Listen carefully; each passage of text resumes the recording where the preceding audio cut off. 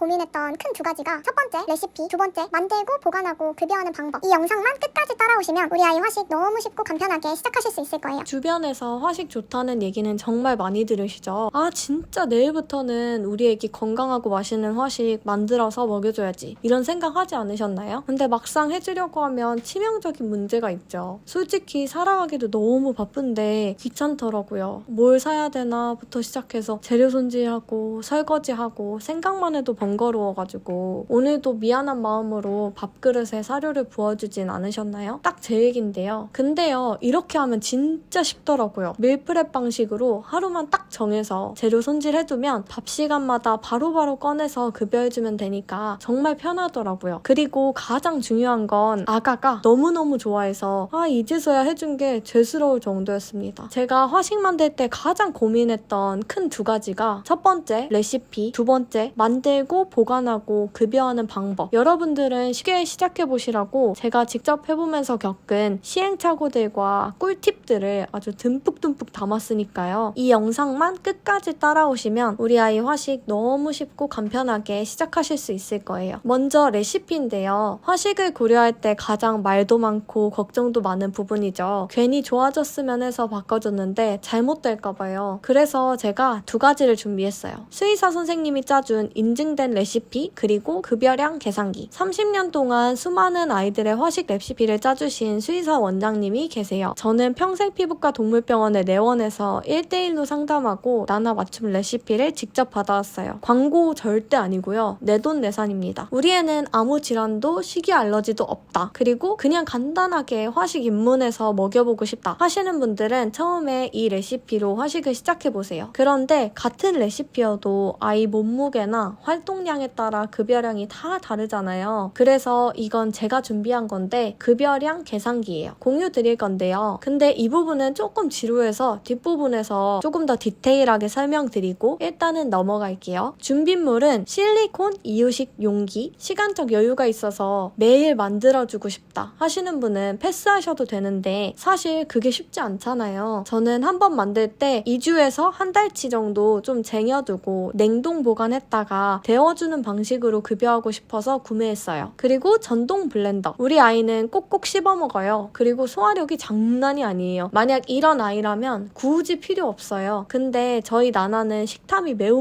강하고요. 거의 안 씹고 그냥 꿀떡꿀떡 삼키더라고요. 나이도 15살이라 소화력도 그렇게 좋은 편이 아니고요. 그래서 최대한 소화가 잘 될 수 있게 작은 입자로 만들어주려고 샀어요. 이제부터 레시피에 들어가는 필수 재료들이에요. 저희는 코스트코에서 대부분 장을 보고 없는 건 인터넷으로 시켰습니다. 무항생제 닭가슴살이랑 브로콜리랑 당근이랑 표고버섯, 난각가루, 구주겸, 아이오 피리어드.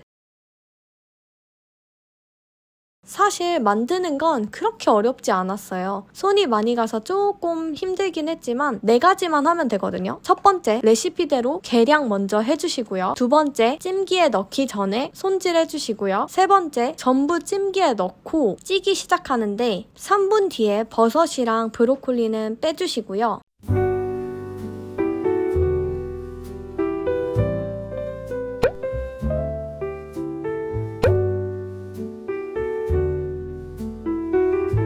그 다음에 다 갈아서 섞어주면 되거든요. 여기서 꿀팁 하나 공유 드릴게요. 구주겸이랑 올리브 오일은 원래 급여 직전에 추가해주는 방식인데요. 이게 해보니까 계량하기가 조금 어렵더라고요. 막 주겸 0.43g 이러니까 계량기에 잡히지도 않고 토핑해주기 너무 힘들더라고요. 올리브 오일도 마찬가지고요. 그래서 다음부터 만들 때는 올리브 오일이랑 구주겸을 다 넣고 섞어주려고요. 이 두 가지는 먼저 넣어도 영양성분 손실 부분에서도 큰 차이는 없다고 해요. 다만 이건 꼭 지켜주시는 게 좋을 것 같아요. 아이오 피리어드 같은 영양 보충제는 비타민이 쉽게 손실이 되니까 꼭 급여 직전에 토핑해서 급여해주시는 게 좋을 것 같습니다. 아이 먹거리를 완전히 바꾸어주는 거니까 초반에 보호자님들이 잘 체크해주셔야 해요. 화식 첫 급여 전에 나나 몸무게 먼저 체크했고요. 일주일에 한 번씩 계속 체크하면서 양 조절을 하려고 했어요. 저희는 처음에 화식 화식 100%로 바로 급여했는데요. 1일차 아침에 끙아 상태가 괜찮아 보였거든요. 그래서 나나한테 화식이 너무 잘 맞는구나 하고 안심했는데 이게 웬걸 점점 끙아 상태가 점액질 변을 보고 안 좋아지더라고요. 그래서 지금은 기존에 먹던 사료 50%, 만든 화식 50% 섞어서 급여해주고 있어요. 처음 적응기 때는 꼭 끙아 상태를 봐가면서 25%, 50%, 75%, 나중엔 100% 조절해 가시는 걸 추천드릴게요. 여기까지 따라오셨다면 화식은 다 만드셨을 거예요. 근데 하루에 얼마나 줘야 되나요? 궁금하실 텐데요. 아이 체중, 중성화 여부, 활동량 3가지만 입력하면 급여량이 나오는 계산기를 공유해 드릴게요. 사용 방법 정말 간단하거든요. 예시로 알려드릴게요. 개수표 설정부터 하시면 되는데요. 중성화 성견은 만약 아이 나이가 1에서 7세다. 그리고 중성화를 했다. 하루에 20분에서 40분 산책을 한다. 집에서 주로 쉬지만 산책 나가면 곧잘 걷는 편이다. 그럼 중성화 성견으로 하시면 되고요. 만약 나이가 1에서 7세다. 그리고 중성화를 안 했다. 하루에 40분에서 60분 산책한다. 체중이 잘 안 늘고 에너지가 넘쳐서 집에서도 활발하게 논다. 이 경우엔 미중성화 성견으로 해주시면 됩니다. 아이가 8세 이상이고 하루에 10분에서 20분 산책을 하고 그마저도 별로 안 좋아한다. 산책을 좀 거부하는 경향이 있고 대부분 집에서 쉬거나 자고 계단이나 소파 오르기를 힘들어한다. 이 경우에는 노령견 저활동을 체크해 주시고요. 8세 이상이지만 산책, 소화 너무 잘하고 30분 이상 산책 무난하게 소화한다. 그리고 산책을 즐기고 꼬리를 흔들며 걷는다. 활력이 있는 편이다. 그렇다면 노령견 보통을 선택해 주세요.